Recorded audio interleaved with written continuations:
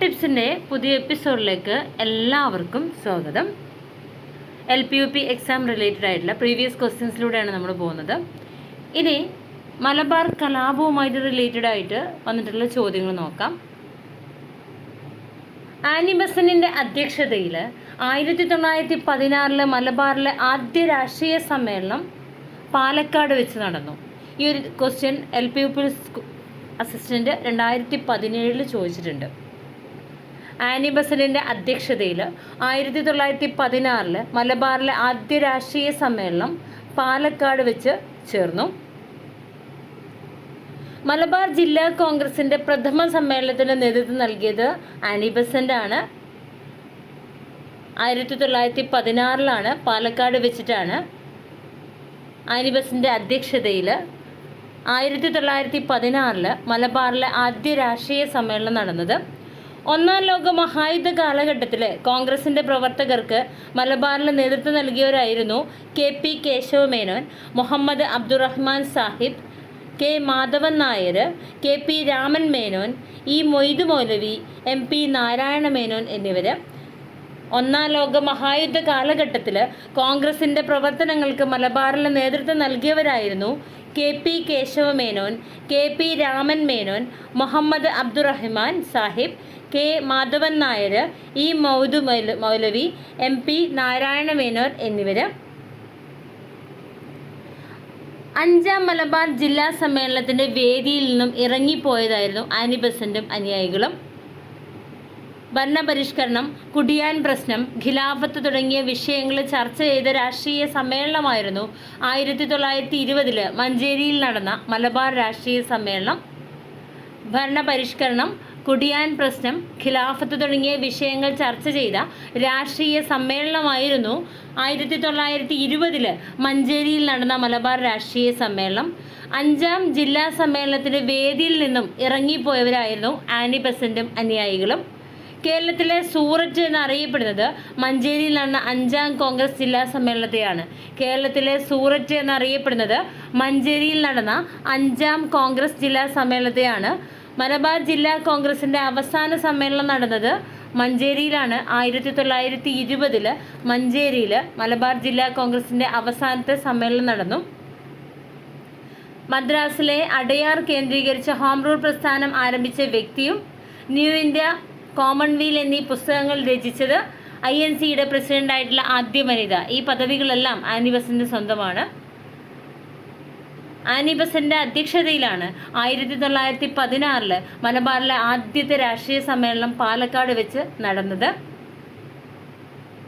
ഒന്നാം ലോക മഹായുദ്ധ കാലഘട്ടത്തിൽ കോൺഗ്രസിൻ്റെ പ്രവർത്തകർക്ക് മലബാറിൽ നേതൃത്വം നൽകിയത് MP Narayana Menon, K Madhavan Nair, E Moidu മൗലവി, മുഹമ്മദ് അബ്ദുറഹ്മാൻ സാഹിബ്, KP രാമൻ മേനോൻ, KP കേശവമേനോൻ എന്നിവരാണ്.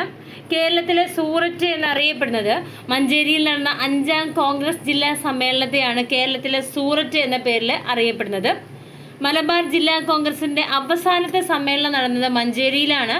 1920 അഞ്ചാം മലബാർ ജില്ലാ സമ്മേളനത്തിൻ്റെ വേദിയിൽ നിന്നും ആനി ബസന്റും അനുയായികളും ഇറങ്ങിപ്പോയി. ഭരണപരിഷ്കരണം, കുടിയാൻ പ്രശ്നം, ഖിലാഫത്ത് തുടങ്ങിയ വിഷയങ്ങൾ ചർച്ച ചെയ്ത രാഷ്ട്രീയ സമ്മേളനമായിരുന്നു 1920 മഞ്ചേരിയിൽ നടന്ന രാഷ്ട്രീയ സമ്മേളനം. ന്യൂ ഇന്ത്യ, കോമൺവെൽത്ത് എന്നീ പുസ്തകങ്ങൾ രചിച്ചത് ആനി ബസന്റ്. INCയുടെ പ്രസിഡൻ്റായിട്ടുള്ള ആദ്യ വനിത ആനി ബസന്റ്. മദ്രാസിലെ അടയാർ കേന്ദ്രീകരിച്ച് ഹോം റൂൾ പ്രസ്ഥാനം ആരംഭിച്ച വ്യക്തിയായിരുന്നു ആനി ബസന്റ്. മലബാർ ജില്ലാ കോൺഗ്രസ് സമ്മേളനം, ആദ്യത്തെ കോൺഗ്രസ് സമ്മേളനം നടന്നത് പാലക്കാടാണ് ആനി ബസന്റിൻ്റെ നേതൃത്വത്തിൽ. രണ്ടാമത്തേത് 1917 കോഴിക്കോട് വെച്ച് CP രാമസ്വാമി അയ്യരുടെ നേതൃത്വത്തിലാണ് നടന്നത്. 1917 കോഴിക്കോട് CP രാമസ്വാമി അയ്യരുടെ അധ്യക്ഷതയിൽ നടന്നു. 1918 തലശ്ശേരിയിൽ ആസാദ് അലിഖാൻ ബഹദൂറിൻ്റെ നേതൃത്വത്തിലായിരുന്നു നടന്നിരുന്നത്. 1918 മൂന്നാമത്തെ മലബാർ ജില്ലാ കോൺഗ്രസ് സമ്മേളനം തലശ്ശേരിയിൽ വെച്ചിട്ട് ആസാദ് അലിഖാൻ ബഹദൂറിൻ്റെ നേതൃത്വത്തിൽ നടന്നു. നാലാമത്തെ മലബാർ ജില്ലാ കോൺഗ്രസ് സമ്മേളനം 1919 വടകരയിലെ KP രാമൻ്റെ നേതൃത്വത്തിൽ നടന്നു. KP രാമൻ്റെ അധ്യക്ഷതയിൽ നടന്നു. 1920 5ാമത്തെ കോൺഗ്രസ് ജില്ലാ സമ്മേളനം, മലബാർ ജില്ലാ കോൺഗ്രസ് സമ്മേളനം മഞ്ചേരിയിൽ കസ്തൂരി രംഗ അയ്യരുടെ നേതൃത്വത്തിൽ നടന്നു. അപ്പോൾ ഈ ഭാഗത്തുനിന്ന് ക്വസ്റ്റ്യൻസ് ഉണ്ടാവാറുണ്ട്. അപ്പോൾ 1916 ആദ്യത്തെ ജില്ലാ കോൺഗ്രസ് സമ്മേളനം നടന്നത് പാലക്കാട് വെച്ച് ആനി ബസന്റിന്റെ നേതൃത്വത്തിൽ. രണ്ടാമത്തത് 1917 കോഴിക്കോട് CP രാമസ്വാമി അയ്യരുടെ നേതൃത്വത്തിൽ. 1918 തലശ്ശേരിയിൽ ആസാദ് അലിഖാൻ ബഹദൂറിൻ്റെ നേതൃത്വത്തിൽ. 1919 വടകരയിൽ KP രാമൻ്റെ നേതൃത്വത്തിൽ. 1919 വടകരയിൽ KP രാമൻ്റെ നേതൃത്വത്തിൽ. 1920 മഞ്ചേരിയിൽ കസ്തൂരി രംഗ അയ്യരുടെ നേതൃത്വത്തിൽ. 1920 മഞ്ചേരിയിൽ കസ്തൂരി രംഗ അയ്യരുടെ നേതൃത്വത്തിൽ. ഇനി മലബാർ കലാപത്തെക്കുറിച്ച് നോക്കാം. മലബാർ കലാപത്തെക്കുറിച്ച് താഴെ തന്നിരിക്കുന്ന പ്രസ്താവനകൾ വിലയിരുത്തുക എന്നൊരു ക്വസ്റ്റ്യൻ ഉണ്ട്. ഇന്ത്യൻ സ്വാതന്ത്ര്യ സമര ചരിത്രത്തിൽ കാർഷിക കലാപമായും വർഗീയ കലാപമായും മാറി മാറി വ്യാഖ്യാനിക്കപ്പെട്ടതാണ് മലബാർ കലാപം. മലപ്പുറം ജില്ലയിലെ ഏറനാട്, വള്ളുവനാട്, പൊന്നാട്, കോഴിക്കോട് താലൂക്കുകൾ കേന്ദ്രീകരിച്ചാണ് നടന്നത്. ബ്രിട്ടീഷുകാർക്കെതിരായ മലബാർ മേഖലയിലെ ആരംഭിച്ച സായുധ കലാപമാണ്. ഈ ലഹളയുടെ ഭാഗമായി നിരവധി ഹൈന്ദവർ നിർബന്ധിത മതപരിവർത്തനത്തിന് വിധേയമാക്കപ്പെട്ടു. ഇതൊക്കെയാണ് ഇതിനെക്കുറിച്ചുള്ള പ്രസ്താവനകൾ. ഇതിൽ ഓപ്ഷൻസ് കൊടുക്കുന്നുണ്ട് ഏതൊക്കെ പ്രസ്താവനകൾ ശരിയാണെന്നുള്ളത്. അപ്പോൾ ഇതിൻ്റെ ആൻസർ എല്ലാ പ്രസ്താവനകളും ശരിയാണ്. ഇന്ത്യൻ സ്വാതന്ത്ര്യ സമര ചരിത്രത്തിൽ കാർഷിക കലാപമായും വർഗീയ കലാപമായും മാറി മാറി വ്യാഖ്യാനിക്കപ്പെട്ട കലാപമായിരുന്നു മലബാർ കലാപം. മലപ്പുറം ജില്ലയിലെ ഏറനാട്, വള്ളുവനാട്, പൊന്നാട്, കോഴിക്കോട് താലൂക്കുകൾ കേന്ദ്രീകരിച്ചാണ് മലബാർ കലാപം നടന്നിട്ടുള്ളത്. ബ്രിട്ടീഷുകാർക്കെതിരായി മലബാർ മേഖലയിൽ ആരംഭിച്ച സായുധ കലാപമായിരുന്നു മലബാർ കലാപം. ഈ ലഹളയുടെ ഭാഗമായി നിരവധി ഹൈന്ദവര് നിർബന്ധിത മതപരിവർത്തനത്തിന് വിധേയമാക്കപ്പെടുന്നുണ്ട്. ഈ ലഹളയുടെ ഭാഗമായിട്ട് നിരവധി ഹൈന്ദവര് നിർബന്ധിത മതപരിവർത്തനത്തിന് വിധേയമാക്കപ്പെട്ടിട്ടുണ്ട്. ഇനി മലബാർ കലാപം നടന്ന വർഷം 1921. മലബാർ കലാപം നടന്നത് 1921. ഇതിനെ പൂക്കോട്ടൂർ യുദ്ധം എന്ന പേരിലും അറിയപ്പെടുന്നുണ്ട്. പൂക്കോട്ടൂർ യുദ്ധം എന്ന പേരിൽ അറിയപ്പെടുന്ന ഏതാണ്? മലബാർ കലാപമാണ്. മലബാർ കലാപത്തിലെ പ്രധാനപ്പെട്ട നേതാക്കളായിരുന്നു വാരിയംകുന്നത്ത് കുഞ്ഞഹമ്മദ് ഹാജി, കോയത്തങ്ങൾ, അലി മുസ്ലിയാർ. വാരിയംകുന്നത്ത് കുഞ്ഞഹമ്മദ് ഹാജി, കോയത്തങ്ങൾ, അലി മുസ്ലിയാർ എന്നിവരായിരുന്നു പ്രധാനപ്പെട്ട നേതാക്കൾ. ഖിലാഫത്ത് കമ്മിറ്റി സെക്രട്ടറിയായ വടക്ക് വീട്ടിൽ മുഹമ്മദിനെ അറസ്റ്റ് ചെയ്യാൻ ശ്രമിച്ചതാണ് ഈ ഒരു കലാപം പെട്ടെന്ന് പൊട്ടിപ്പുറപ്പെടാനുണ്ടായ കാരണം. ഈ കലാപത്തിൻ്റെ പ്രധാനപ്പെട്ട കേന്ദ്രം എന്ന് പറഞ്ഞാൽ തിരൂരങ്ങാടിയായിരുന്നു. മലബാർ കലാപത്തിൻ്റെ നേതാവ് വാരിയർകുന്നത്ത് മുഹമ്മദ് ഹാജി ബ്രിട്ടീഷുകാർക്ക് കീഴടങ്ങിയ വർഷം 1922. മലബാർ കലാപത്തിൻ്റെ നേതാവ് വാരിയംകുന്നത്ത് കുഞ്ഞഹമ്മദ് ഹാജി ബ്രിട്ടീഷുകാർക്ക് കീഴടങ്ങിയ വർഷം 1922. മലബാറിലെ പോരാട്ടങ്ങൾ നടന്നത് ഏറനാട്, വള്ളുവനാട്, പൊന്നാനി താലൂക്കുകളിലാണ്. മലബാർ ലഹളയെ തുടർന്ന് അധികാരത്തിൽ വന്ന താൽക്കാലിക ഗവൺമെന്റിന് നേതൃത്വം നൽകിയത് അലി മുസ്ലിയാർ ആയിരുന്നു. മലബാർ ലഹളയെ തുടർന്ന് അധികാരത്തിൽ വന്ന താൽക്കാലിക ഗവൺമെന്റിന് നേതൃത്വം നൽകിയത് അലി മുസ്ലിയാർ ആയിരുന്നു. മലബാർ കലാപത്തിന്റെ പ്രധാനപ്പെട്ട നേതാക്കളിൽ ഒരാളാണ് അദ്ദേഹം. പ്രധാന നേതാക്കൾ വാരിയംകുന്നത്ത് കുഞ്ഞഹമ്മദ് ഹാജി, കോയത്തങ്ങൾ, അലി മുസ്ലിയാർ. 1922 കുഞ്ഞഹമ്മദ് ഹാജി ബ്രിട്ടീഷുകാർക്ക് കീഴടങ്ങിയത്.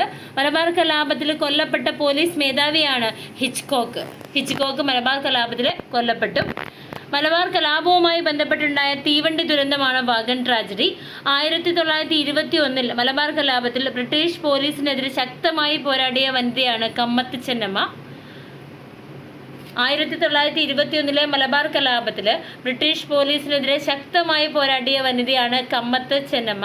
മലബാർ മാനുവൽ എന്ന ഗ്രന്ഥം എഴുതിയത് വില്യം ലോഗനാണ്. മലബാറിലെ മാപ്പിള ലഹളയുടെ അടിസ്ഥാന കാരണം ജന്മിത്വവുമായി ബന്ധപ്പെട്ട കാർഷിക പ്രശ്നങ്ങളാണെന്ന് ചൂണ്ടിക്കാട്ടിയ പ്രഗത്ഭനായ മലബാർ കളക്ടറായിരുന്നു വില്യം ലോഗൻ. അദ്ദേഹം എഴുതിയ കൃതിയാണ് മലബാർ മാനുവൽ എന്ന ഗ്രന്ഥം. അപ്പോൾ 1921 മലബാർ കലാപത്തിൽ ബ്രിട്ടീഷ് പോലീസിനെതിരെ ശക്തമായി പോരാടിയ വനിതയായിരുന്നു കമ്മത്ത് ചെന്നമ്മ. മലബാർ കലാപത്തിൽ കൊല്ലപ്പെട്ട പോലീസ് മേധാവിയായിരുന്നു ഹിച്ച്കോക്ക്. പൂക്കോട്ടൂർ യുദ്ധം എന്ന പേരിൽ അറിയപ്പെടുന്നത് മലബാർ ലഹളയാണ്. മലബാർ ലഹളയുമായി ബന്ധപ്പെട്ട ഒരു പ്രധാന സംഭവമാണ് വാഗൺ ട്രാജഡി. മലബാർ കലാപകാരികളെ ഗുഡ്സ് വാഗണിൽ നിറച്ച് തിരൂരിൽ നിന്ന് കോയമ്പത്തൂരിലേക്ക് കൊണ്ടുപോകുന്ന വഴി 72 പേർ ശ്വാസം മുട്ടി മരിച്ച സംഭവമാണ് വാഗൺ ട്രാജഡി. മലബാർ കലാപവുമായി ബന്ധമുള്ള ഒരു പ്രധാന സംഭവമാണ് വാഗൺ ട്രാജഡി. 1921 നവംബർ 10-നാണ് വാഗൺ ട്രാജഡി നടന്നത്. 1921 നവംബർ 10-നാണ് വാഗൺ ട്രാജഡി നടന്നിട്ടുള്ളത്. വാഗൺ ട്രാജഡി റിപ്പോർട്ട് ചെയ്ത സ്റ്റേഷനാണ് Pothanur station. Wagon tragedy report ചെയ്ത സ്റ്റേഷനാണ് Pothanur station. Wagon tragedy the black hole of the Pothanur എന്ന് വിശേഷിപ്പിച്ച ചരിത്രകാരനാണ് സുമിത് സർക്കാർ. വാഗൺ ട്രാജഡിയെ the black hole of Pothanur എന്ന് വിശേഷിപ്പിച്ച ചരിത്രകാരനാണ് സുമിത് സർക്കാർ. വാഗൺ ട്രാജഡി അന്വേഷിക്കാൻ നിയമിച്ച കമ്മീഷനാണ് AR നേപ്പ് കമ്മീഷൻ. വാഗൺ ട്രാജഡിയിൽ മരിച്ചവരുടെ കുടുംബത്തിന് ഗവൺമെൻറ് അനുവദിച്ച നഷ്ടപരിഹാരം 300 രൂപയാണ്. വാഗൺ ട്രാജഡിയിൽ മരിച്ചവരുടെ കുടുംബത്തിന് ഗവൺമെൻറ് അനുവദിച്ച നഷ്ടപരിഹാരം 300 രൂപയാണ്. വാഗൺ ട്രാജഡി മെമ്മോറിയൽ ഹാൾ സ്ഥിതി ചെയ്യുന്നത് തിരൂരാണ്. അപ്പോൾ മലബാർ കലാപവുമായി ബന്ധമുള്ള ഒരു പ്രധാനപ്പെട്ട തീവണ്ടി ദുരന്തമാണ് വാഗൺ ട്രാജഡി. 1921 നവംബർ 10-നാണ് ഇത് നടന്നത്. മലബാർ കലാപകാരികളെ ഗുഡ്സ് വാഗണിൽ നിറച്ച് തിരൂരിൽ നിന്ന് കോയമ്പത്തൂരിലേക്ക് കൊണ്ടുപോകുന്ന വഴി 72 പേർ ശ്വാസം മുട്ടി മരിച്ച സംഭവമാണ് wagon tragedy. Wagon tragedy report ചെയ്ത സ്റ്റേഷനാണ് പോത്തന്നൂർ സ്റ്റേഷൻ. വാഗൺ ട്രാജഡിയെ the black hole of Pothanur എന്ന് വിശേഷിപ്പിച്ച ചരിത്രകാരനാണ് സുമിത് സർക്കാർ. MSMLV 1711 എന്ന നമ്പറിന് കേരള സ്വാതന്ത്ര്യ സമര ചരിത്രത്തിലെ പ്രാധാന്യമെന്ത്? അതായത് വാഗൺ ട്രാജഡി നടന്ന ഗുഡ്സ് വാഗണിൻ്റെ നമ്പറാണ് MSMLV 1711. MSMLV 1711 വാഗൺ ട്രാജഡി നടന്ന ഗുഡ്സ് വാഗണിൻ്റെ നമ്പറാണ്. വാഗൺ ട്രാജഡി അന്വേഷിക്കാൻ നിയമിച്ച കമ്മീഷൻ്റെ പേരാണ് AR Knapp commission. AR Knapp commission.